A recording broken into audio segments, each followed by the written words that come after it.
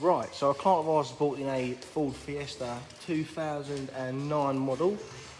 Basically complains about water being in the boot and footwells. This customer's had some problems with mould as well, as you can see there. You've got mould appearing on the seats. This is obviously what you don't want to happen, just because you get things like mould and it can obviously affect your lungs. If I just put that back there, so I'm going to get a diagnostic meter here, which tells us how wet it is, and you can see there, this one's almost off the charts. So yeah, having water in the car isn't particularly good, just because you can get things such as mould and mildew build up, which you can see on the floor there. I don't know if you can sort of see in the line. But you can see you've got quite a bit of mould in this one. So you see it's wet that footwell as well. Check passenger rear. You see that one's not as wet, but it's still fairly damp. If I go around to the front passenger now. But yeah, worst comes worst, you can get things like electrical faults start to happen. So the longer you have water in your car, the more and more it creeps up towards the bulkhead where the ECU is kept, and that's when you can start playing with your electrics.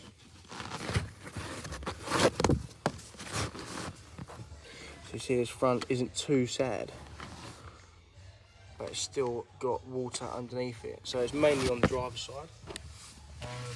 So what I'm going to do first is I'm going to show you what we found around the driver's side. I'll grab this watering can here, pour some water down this window. So what this should do is this should drain out the bottom of the drainage holes, which are basically these two holes either side of the door panel at the bottom, and the water should just drain out nice and smoothly. Should be no, so you see there, you got one, you got the other that side, but you can see this side, you've got water actually coming in through the actual door card itself.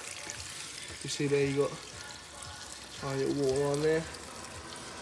So what happens there is when this door card sits on the trim here, the water then leaks into the car by going over the trim, or even just sitting under this rubber here and making its way in. To go to the back of the vehicle, what I'll do is I'll get my endoscope. Now I've not long just poured some water down these rear lights and air vents, but first of all I'll start with the tailgate rubber. You can see it comes off like nothing. This should be nice and tight on. You can see that sealant's already been worn away, so what we'll do is we'll take all that out, put our own one in there, put our own one in there as well, and then reseal that, make sure that's all nice and tight, because what happens there is water gets in that lip and makes its way into the boot well. What I'll do is I'll turn our endoscope on for you, and I'll put it in this hole here. You should see, so there we go, one second.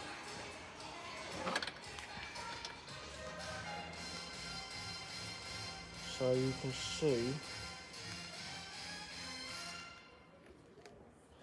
the air vents in there are absolutely pilling through. You can see how much water that's letting in. So what's that doing is that's letting water run through the car, and then it can also end up in the boot well as well.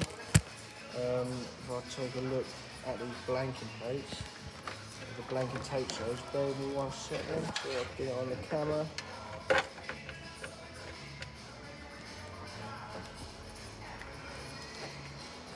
Got that blanket tape, so that's basically just tape that's put over the car, but you can see the water around the tape. You can see that run mark at the bottom. If we go to the passenger side now, so we've got the same thing going on. So I'll get inside and take a look.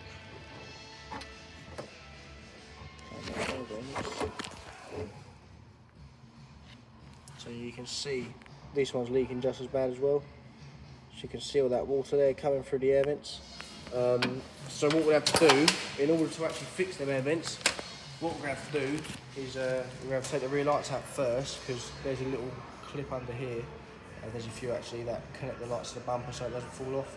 So what you've got to do is you've got to remove these first to take the bumper off. So when we do that, when we put them back on, we'll seal them up, make sure they're all nice and watertight. But yeah, we'll also get some new blanking tape, put them either side, so you can see what I just showed you over there. They basically put it on just the outside, but what we do is we put it inside and outside, so it creates like a sandwich sort of seal. And then yeah, what we do is we get new air vents, scotch them, prime them up, put them back in, make sure they're nice and watertight. Obviously I told you about the tailgate rubber.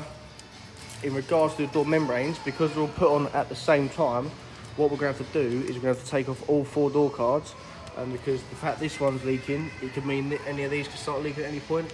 Obviously, we don't want to send a customer home with any sort of possibility that another door membrane could go, just because they're all put on at the same time from the factory. In fact, this one's worn out, this one could wear out in a few days, that one could wear out in a week or so, so you never know. So we like to do all 4 as a whole, make sure that's all nice and covered. In regards to drying, because this one's so wet, this one's going to need about 3 nights dry, and also because it's so mouldy, we're going to quote for an interior clean and an odour removal, just so that we can get rid of all that horrible stuff. That way it makes it nice, clean smelling and good for the customer to drive, make it nice and enjoyable. But in regards to the stripping, what we're going to do is take out all the seats. We're going to have to lift up these back seats as well, take them out, just because obviously there's water coming in through the back, run all the way through to the footwells. So yeah, we'll have to dry all them out. But once we do that, we'll then suspend the underlay in the air. So suspend all this in the air, pin it up so that way there's no sort of body contact on the ground, because if you've got any sort of contact on the bodywork, then you're not going to be able to get rid of the water. If you put the carpet back down and there's still water there, then that's where you can get things like mould start to pop up again. That's why you can't dry carpets out fully unless they're actually lifted up and suspended in the air. So once we do that, we've got our dry machines in, and sort all that out. But yeah, like I said, this one's going to need 3 nights dry.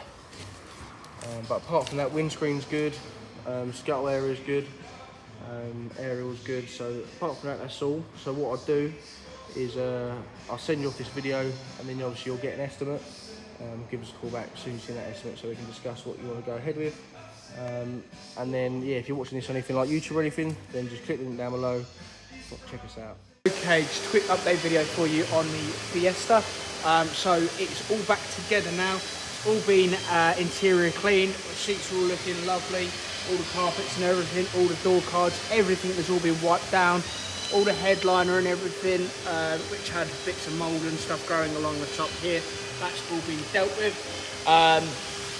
All looking really lovely all through. So now it's just going to go outside, it's going to have a courtesy wash, and then it's going to go through our rain arch check. That's obviously going to simulate a very heavy downpour, and just make sure that we're all good with our repairs. So we'll keep you updated with it once it's gone through testing. But yeah, just want to show you the interior. It's all been cleaned and everything, and it's all looking really lovely back inside. We found a water bottle just under one of the seats, so we tucked that there. And as part of cleaning the front, your tax discs have come off, but we noticed you had quite a few, so we just put them down there for now. Didn't know whether you were keeping them or anything like that. But yeah, so we'll keep you updated.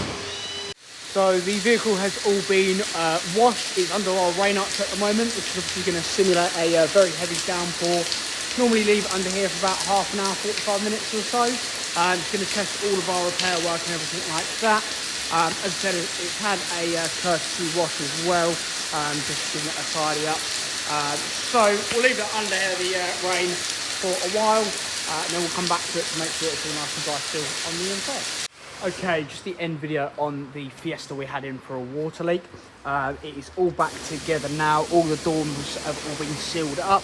It's all nice and dry on the inside, as we showed earlier, all looking nice and clean. It's all gone through testing absolutely fine, nice and dry throughout. If I just open the boot as well, all nice and dry in the back, no issues there at all. So that's really good. All that needs to happen now, it needs to go out and have its real world test. By that we mean drive it around as you normally would. After the first few heavy rainfalls, we'd say go out and just fill those areas you were finding moisture and water before, just to make sure there's no issues with it at all. But apart from that, paperwork's all done, so the vehicle is ready to come and collect. Amazing.